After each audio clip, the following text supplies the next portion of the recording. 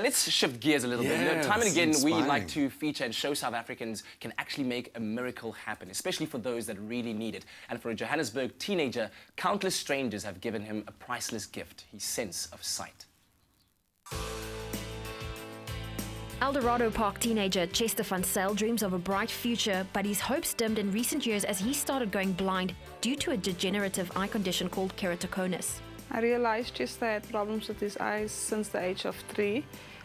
His eyes were always itchy and red, so I took him to a specialist and they diagnosed Chester with allergy for grass and sand.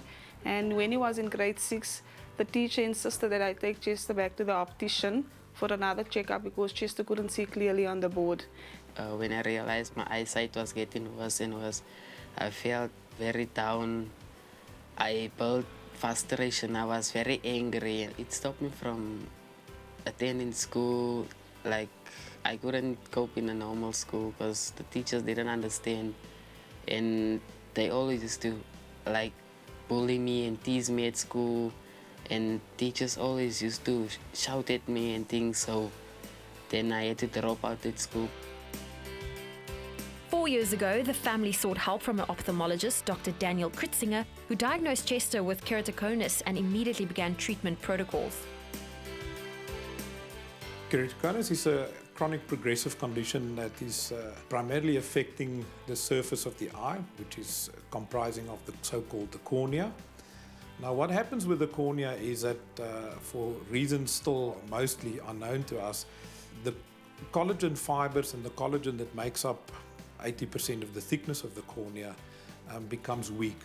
And because of this inherent weakness in the cornea, it then starts to bulge forward or outwards because of the internal pressure inside the eye. It was very frustrating. Chester was full of anger, and I had to seek a professional psychology for Chester in order for him to deal with the emotional side of what was happening to him.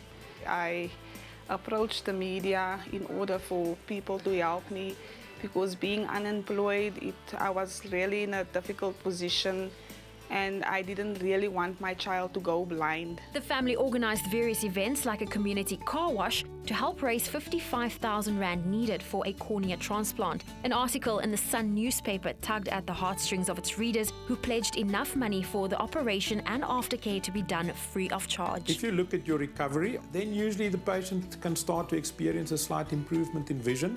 I mean, we're not talking about the normal kind of vision. I mean, we're coming from a very low base in any case. It's a means to an end. The corneal transplant per se is not going to give you perfect vision, but it's a new start. After having the operation, I feel there's hope for my future, and yeah, I can take part in sports and associate myself with my youth and drive a car, because I always used to think if I get blind then I won't even drive a car, and yeah, and going back to school because education is a key to success. So I really want to finish my education and take it from there.